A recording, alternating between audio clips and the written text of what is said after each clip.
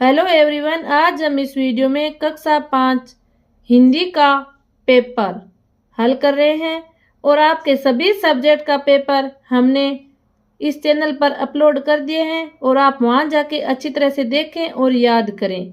Board का वार्षिक परीक्षा पेपर है। प्रश्न नंबर 1, ईश्वर अस्ति, तो इसमें होगा सर्वत्र। इसमें 3 नंबर है जो सही होगा। यह आपके नमूना प्रश्न पत्र है। वीडियो को ज़्यादा से ज़्यादा शेयर करें, चैनल को सब्सक्राइब करें। प्रश्न नंबर 2, पातालकोट किस जिले में है? तो पातालकोट किस जिले में है? पातालकोट में ही है, तो यहाँ 1 भर देना है। प्रश्न नंबर 3, हवा शब्द का पर्यायवाची है। हवा का पर्यायवाची क्या है? तो इसमें आपको दिया हुआ है पवन, बादल, नीर, सका, तो इसमें होगा पवन। प्रश्न नंबर 4, सेया पर कौन सोया हुआ है? चंदन, उद्देश्य, बनवीर, पनादाय, तो यहाँ पे है चंदन है जो सेया पर सोया हुआ है। 1। प्रश्न 5, स्वतंत्र का विलोम शब्द कौन सा है? अंधेरा, आजाद या समान या परतंत्र? तो स्वतंत्र का विलोम शब्द होगा परतंत्र। यहाँ इस रिक्त स्थान में इसको भर देना है 4 नंबर को।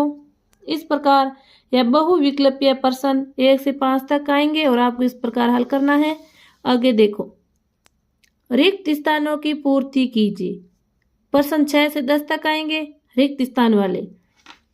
प्रश्न नंबर 6, शिवाजी ने छत्रपति की उपाधि सन 1674 में धारण की, तो यहाँ पे 1674 लिखना है।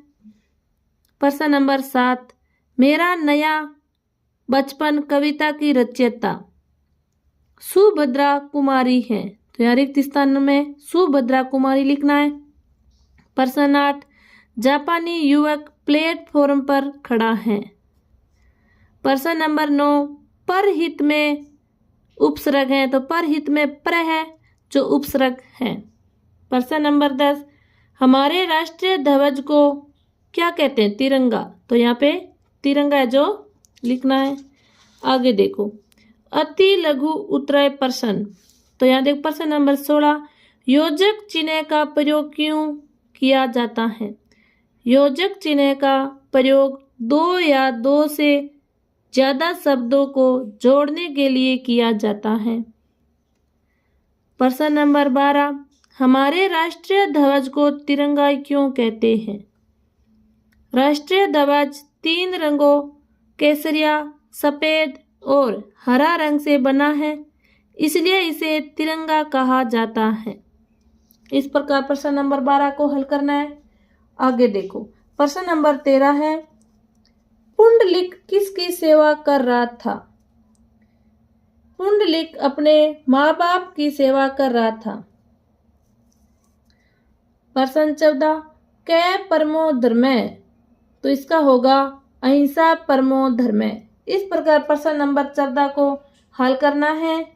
बच्चों, वीडियो को ज़्यादा से ज़्यादा शेयर करें, चैनल को सब्सक्राइब करना ना भूलें। प्रश्न नंबर 15, दिए गए शब्दों का संधि विच्छेद करके लिखिए। आवश्यकता अनुसार, बीजोपचार, तो आवश्यकता अनुसार, आवश्यकता प्लस अनुसार, इसका संधि विच्छेद होगा। बीजोपचार, बीज प्लस उपचार, इसका संधि विच्छेद होगा। प्रश्न नंबर 16, एक गुलाब की माला लाओ, इस वाक्य को शुद्ध करके लिखो। गुलाब की एक माला लाओ, इस प्रकार इसका शुद्धिकरण होगा। प्रश्न नंबर 17, तो इसमें देखो, पंचमंडी किस लिए प्रसिद्ध है? पंचमंडी के घने जंगल, बहते झरने और सुंदर गुफाएं प्रसिद्ध हैं। यह सतपुड़ा की रानी के नाम से भी जाना जाता है। प्रश्न नंबर 18, अनुस्वार और अनुनासिक का प्रयोग करते हुए 5 शब्द लिखिए। तो अनुस्वार, गंगा, चंदा, मंदिर, पतंग, संतरा। अनुनासिक, आंख, चांद, गांव, हंसना, पाँव। प्रश्न नंबर 19, सार्वजनिक स्थानों पर हमें कौन कौन से कार्य नहीं करने चाहिए? सार्वजनिक स्थानों पर हमें निम्नलिखित कार्य नहीं करने चाहिए। 1. कूड़ा कचरा उधर इधर नहीं फेंकना चाहिए। दीवारों पर थूकना या लिखना नहीं चाहिए। प्रश्न नंबर 20, श्री राम को मर्यादा पुरुषोत्तम क्यों कहते हैं? श्री राम ने धर्म व नीति की मर्यादा को नहीं लांघा, इसीलिए उन्हें मर्यादा पुरुषोत्तम कहा जाता है। इस प्रकार प्रश्न नंबर 20 को हल करना अच्छी तरह से। आगे देखो प्रश्न नंबर 21। ईश्वर चंद्र विद्यासागर ने अंग्रेजी भाषा के अंक कैसे सीखे? रास्ते में आने वाले मील के पत्रों पर लिखे अंग्रेजी शब्द से ईश्वर चंद्र विद्यासागर ने अंग्रेजी भाषा के अंक सीखे। इस प्रकार प्रश्न नंबर 21 को हल करना है एकदम सुंदर सुंदर राइटिंग में। बच्चों वीडियो को ज़्यादा से ज़्यादा शेयर करें। प्रश्न नंबर 22, पुष्प की अभिलाषा। कविता में पुष्प ने कहाँ जाने की इच्छा व्यक्त की है और क्यों?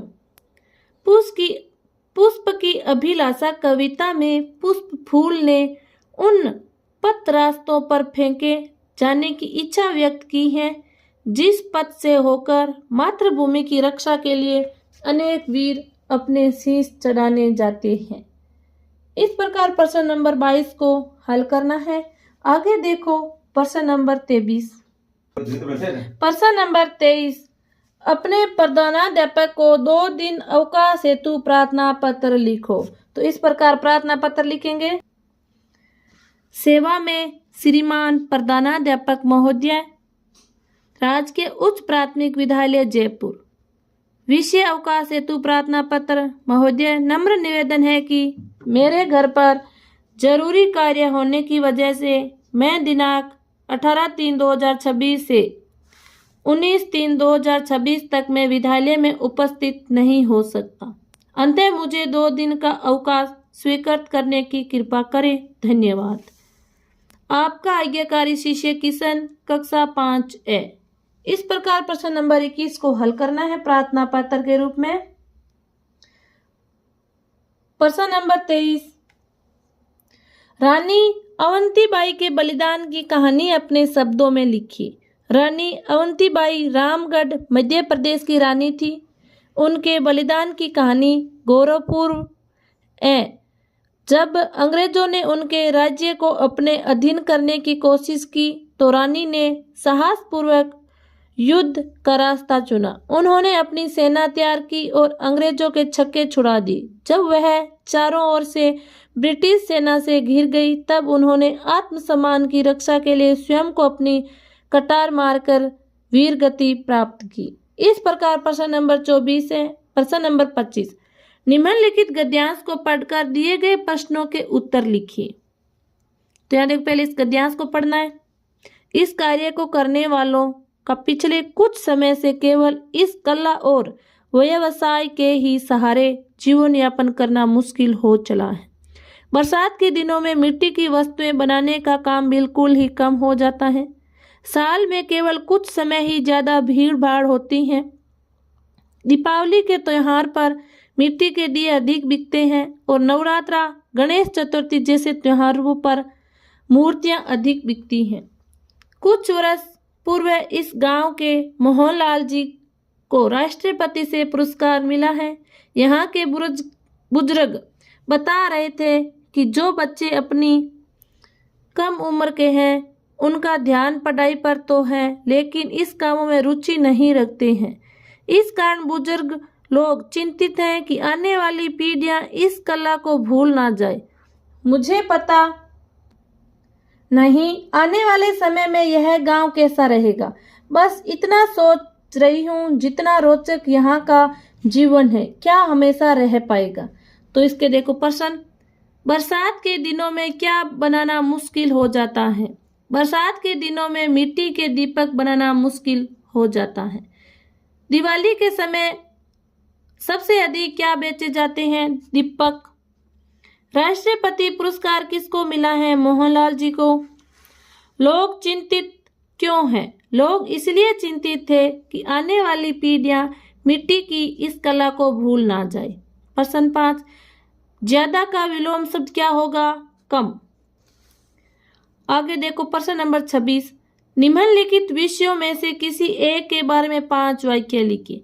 तो यहाँ देखो, मेरा विद्यालय, गणतंत्र दिवस, योग दिवस, इन तीनों में से एक विषय पर लिखना है। तो हम लिखेंगे मेरा विद्यालय पर। मेरा विद्यालय।